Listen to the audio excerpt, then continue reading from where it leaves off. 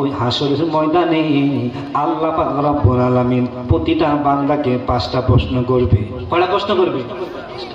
এক নাম্বার প্রশ্ন করব, তুমি দুনিয়ার জিন্দেগি হায়াতের জিন্দেগির মধ্যে যতদিন দুনিয়াতে ছিলা কোন কাজে কিভাবে তোমার সময়গুলো ব্যয় করেছো। এক নাম্বার প্রশ্ন কি করব, তুমি দুনিয়ার জমিনে যতদিন ছিলা ওই সময়গুলো কোন কাজে কিভাবে ব্যয় করেছো। কথা বলুন ঠিক কিনা? দুই নাম্বার প্রশ্ন করব, তোমার যৌবন কাল তুমি কিভাবে কাটাইছো। তোমার যৌবন কাল তুমি কিভাবে কাটাইছো। তিন নাম্বার প্রশ্ন করব, তুমি যতটুক এলেম শিখেছ কতটুক আমল করছো। এলেম কি? জ্ঞান। আপনি জানেন সুদ খাইলে গুনাহ হইব, ঘুষ খাইলে গুনাহ হইব, হিংসা অহংকার টাকা পরি দিয়ে আমি তো ওগুলো ভালো না, এরপরে করেছেন। এগুলো জানার সাথে ওগুলো আমল করছেন না, এটা হলো কি? জ্ঞান। হাসরের দিন আল্লাহ পাক রব্বুল আলামিন 3 নাম্বার প্রশ্ন করব, তুমি যতটুক এলেম শিখেছ কতটুক আমল করেছো। কথা বলুন ঠিক কিনা? এবং 4 নাম্বার প্রশ্ন করব, তুমি কিভাবে অর্থ সম্পদ আয় করছো। এই দুনিয়ার মধ্যে আপনি বিল্ডিং করলেছেন, 1 তলা 2 তলা 3 তলা ঢাকা বসে ধরতে বাড়ি করেছেন, কিভাবে করছেন?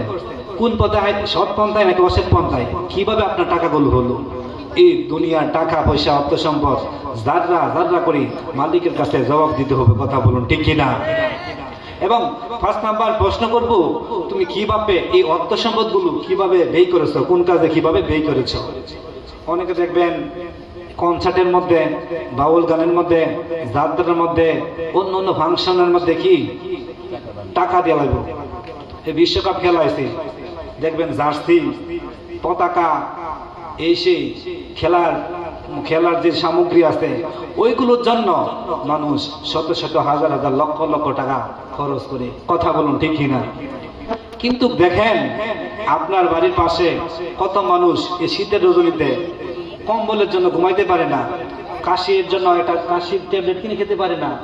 কত গরিব দুঃখী মানুষ পড়ে আছে অসহায়, তাদেরকে কিন্তু দেয় না। এই অযথা টাকাগুলো ব্যয় করতেছে। ওই হাসরের দিন আল্লাহ পাক রব্বুল আলামিন 5 নাম্বার দিয়ে প্রশ্ন করবো, এটা কি? তুমি অর্থ সম্পদগুলো কোন কাজে কিভাবে ব্যয়